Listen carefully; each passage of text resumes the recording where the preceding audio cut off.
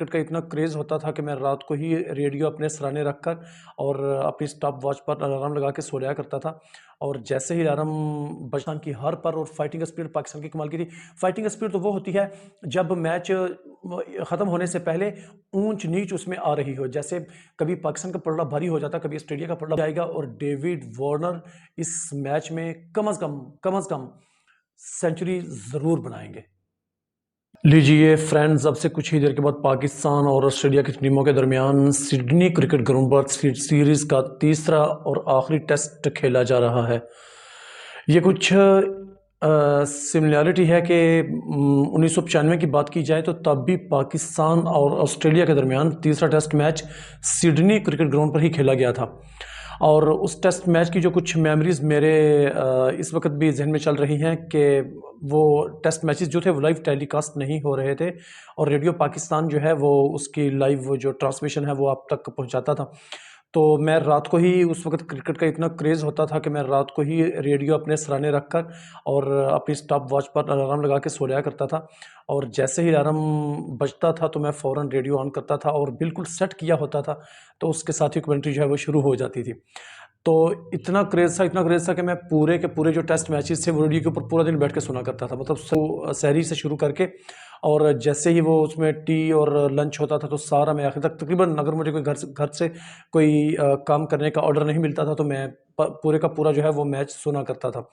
आजकल टी20 क्रिकेट का दौर है और जो आजकल के लोग देखने वाले हैं, नई जनरेशन जो है वो जैसे वो देखने वाली है, तो वो इमेजिन कर सकती है कि उस वक्त ये कितना डिफ़िकल्ट होता था किसी के लिए कि वो इतना टाइम दे और फिर इन हिमाक और तवज्जो के साथ ये सारा सुनना और मेडन ओवर्स और टेस्ट क्रिकेट, तो ये एक पागलपन था जो उस वक्त हमारे अंदर पाया जाता था।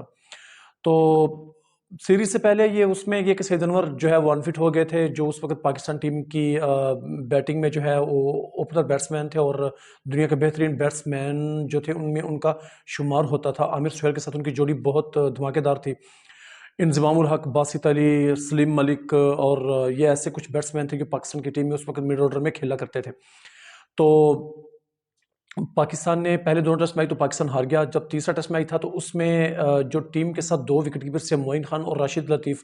तो राशिद लतीफ़ जो थे वो मेरे वो फ़ेवरेट प्लेयर थे और उनको इस टेस्ट मैच में वापसी का मौका मिला, चूँकि वो अनफिट थे, दोनों टेस्ट मैच पहले वो नहीं खेल सके थे। तो ऑस्ट्रेलिया की जो बैटिंग थी उन दिनों वो काफ़ी ज़्यादा बड़े नाम थे उसमें, जैसे मार्क टेलर थे, डेविड बून थे, स्टीव व मॉर्क्वा और ग्रेग ब्लेवर थे और माइकल स्लेटर जो दूसरे ओपनर थे वो ये थे। पाकिस्तान ने पहली इनिंग में बैटिंग की और ऑस्ट्रेलिया को थोड़ा-सा अपने से कम रन्स पे आउट किया।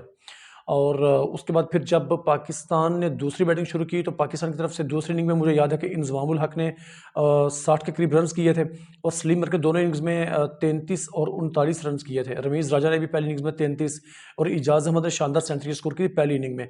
मैच की खास बात यह थी कि चौथी इनिंग में जब ऑस्ट्रेलिया को बैटिंग के लिए पाकिस्तान ने टारगेट दिया तो ऑस्ट्रेलिया की तरफ से मार्क टेलर जो उनके कैप्टन थे, उन्होंने काफ़ी ज़्यादा हिम्मत दिखाई और वो इनिंग को लेकर चलते रहे। लेकिन दूसरे एंड से जैसे ही माइकल स्लेटर और फिर उसके बाद मार्को आउट हुए तो फिर मुश्ताक अहमद ने अपने जो हाथ हैं उसका जादू जगाया और उनकी गुगली और उनके फ्लिपर को पढ़ना ऑस्ट्रेलियन बैट्समैनों के लिए बहुत मुश्किल हो गया। टेलर ने यह कहा कि मुश्ताक अहमद को राशिद लतीफ़ ने पास बुलाया और उनसे कुछ बात की है। तो बता रहे थे कि वो मार्क टेलर को ना मजबूर कर रहे थे वो क्रीज से बाहर निकलकर मुश्ताक अहमद को खेले हर बॉल पर, क्योंकि मुश्ताक अहमद को मदद मिल रही थी उस वक्त। तो मुश्ताक अहमद ने जहां पहली इनिंग्स में 5 आउट किए थे तो मुश्ताक अहमद ने उस इनिंग में भी दूसरी इनिंग में 4 आउट किए थे, 9 विकेटें हासिल की थी। उसकी मुनासिबत से कल के मैच में अबरार अहमद अगर उनको वो मुकम्मल तौर पर फिट हैं तो वो फर्स्ट चॉइस होने चाहिए पाकिस्तान की टीम में एज अ स्पिनर, ताकि वो ऑस्ट्रेलियन बैट्समैनों को मुश्किल में डाल सकें और जो उनकी तरफ से तवक्को की जा रही है कि वो एक बड़ा स्कोर करेंगे तो उसमें से वो किसी हद तक उसको कम पे रखने में पाकिस्तानी बॉलर्स की मदद कर सके।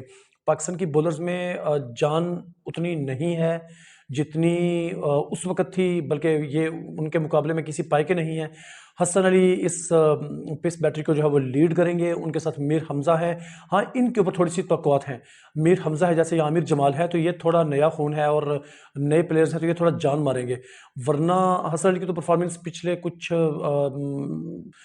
3-4 साल में उसकी जो परफॉर्मेंस है वो बिल्कुल बकवास है, बिल्कुल नल्ले हैं, वो बिल्कुल किसी काम के नहीं हैं। ये वो मेमोरीज थी, मैंने ये सोचा कि मैं आपके साथ थोड़ी सी शेयर कर दूं। डेविड वार्नर का ये लास्ट टेस्ट मैच है पाकिस्तान टीम का ये ख़ासा रहा है कि वो किसी भी जाते हुए प्लेयर को काफ़ी मौका देती है कि वो उनके खिलाफ खुलकर खेल ले और अपनी आखिरी मैच को, आखिरी सीरीज़ को यादगार बना ले। जिस तरह वर्ल्ड कप में भी ये डेविड वार्नर फेल हुए थे अभी ओडीआई वर्ल्ड कप में इंडिया में, तो पाकिस्तान के खिलाफ मैच में वो अपने ट्रैक पर वापस आ गए और उन्होंने शानदार सेंचुरी जड़ दी पाकिस्तान को और चारों तरफ खुलकर स्ट्रोक्स खेले। तो आउट ऑफ फॉर्म बैट्समैन जो होते हैं उनको फॉर्म में लाना और जो सालों से बाहर बॉलर होते हैं वो कमबैक करते हैं और पाकिस्तान टीम के खिलाफ वो 10-12 विकेट ले जाते हैं किसी टेस्ट मैच में। तो यह पाकिस्तान टीम का खासा रहा है। देखें, क्रिकेट है, जो अच्छा खेलेगा वो जीतेगा और खेल है, इसमें कोई ऐसी बात नहीं है कि किसी की बेइज्जती हो जाए। लेकिन हाँ, जो अच्छा खेलेगा वो अच्छा आउट क्लास करेगा दूसरी टीम को, तो जीत उसी की होगी। इसलिए मेरा दिल ये चाहता है कि पाकिस्तान टीम अच्छा खेले, लेकिन दोनों टीमों में बहुत ज़्यादा डिफरेंस है हर लिहाज से, हर मामले में, बैटिंग में, बॉलिंग में और फील्डिंग में, बॉडी लैंग्वेज में और फाइटिंग स्पिरिट में बहुत ज़्यादा ज़मीन आसमान का फ़र्क है। और ऑस्ट्रेलिया की टीम पाकिस्तान से बहुत ज़्यादा अपर है इन सारे मामलात में। जैसे मोहम्मद हफीज़ ने पिछले वो मैच में कुछ बातें की थी कि फाइटिंग स्पिरिट में पाकिस्तान, क्योंकि वो तो पाकिस्तान टीम को अभी मुकम्मल समझ रहे थे, लेकिन बात जो होती है ना, जो दिल में होती है, उसको करने में कोई दो राय नहीं होनी चाहिए और खुलकर और सीधी और बिल्कुल मुंह पर बात मार देनी चाहिए। तो मुझे ऐसा लगता है जैसे एक अरसा हो गया क्रिकेट देखते हुए और ये प्लेयर्स की जो सिचुएशन होती है, सूरत हाल होती है, इसको देखते हुए तो मेरे ख्याल में मोहम्मद हफीज़ जैसे उस दिन कह रहे थे कि मैं मुकम्मल तौर पर जो है वो मुतमईन हूँ और मैं बहुत ज़्यादा खुश हूँ पाकिस्तान की हार पर। और फाइटिंग स्पिरिट पाकिस्तान की कमाल की थी। फाइटिंग स्पिरिट तो वो होती है जब मैच ख़त्म होने से पहले ऊंच नीच उसमें आ रही हो। जैसे कभी पाकिस्तान का पलड़ा भारी हो जाता, कभी ऑस्ट्रेलिया का पलड़ा भारी हो जाता, कभी फिर पाकिस्तान का पलड़ा भारी हो जाता और कभी ऑस्ट्रेलिया का, और आखिर में एक टीम मैच जीत जाती। तो इसको कहते हैं कि ये फाइटिंग स्पिरिट है। ये कौन सी फाइटिंग स्पिरिट थी? पूरे मैच में पाकिस्तान ऑस्ट्रेलिया के लिए बिल्कुल दर्द-ए-सर नहीं बना और पाकिस्तान की तरफ जो बॉलर्स थे उन्होंने अच्छी परफॉर्मेंस दिखाई उस मैच में।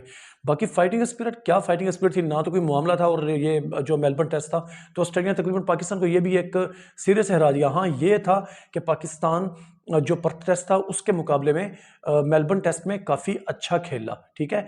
लेकिन ये फाइटिंग स्पिरिट, ना तो फाइटिंग स्पिरिट थी, ना ही कोई मुकाबला था और ऑस्ट्रेलिया आसानी से ये टेस्ट मैच जीता।